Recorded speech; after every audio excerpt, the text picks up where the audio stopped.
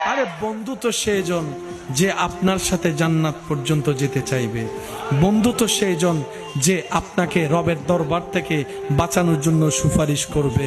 বন্ধু তো সেইজন যে আপনাকে বলবে চল আজকে রাত্রে গভীর রাতে দুই বন্ধু মিলে রবের দরবারে তাহাজ্জুদের নামাজ দিয়ে একটু সিজদাই আদায় দিই সুবহানাল্লাহ।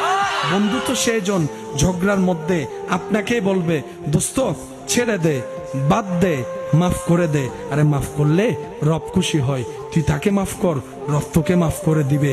বন্ধু তো সেইজন সুবহানাল্লাহ।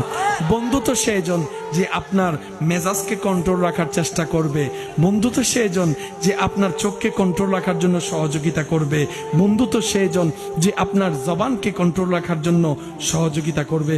বন্ধু তো সেইজন যে আপনার বিপদে আপনার কাঁধের উপর হাত রেখে বলবে দোস্ত জানি পরিস্থিতি একটু কঠিন, খারাপ যাচ্ছে, তুই যে বিপদে যাচ্ছিস আমি হয়তো তোকে তেমন ভাবে হেল্প করতে পারবো না, তবে এতটুকু মনে রাখিস তোর যতক্ষণ বিপদ থাকবে আমি দোস্ত সশরীরে তোর পাশেই আছি, সশরীরে তোর পাশেই আছি।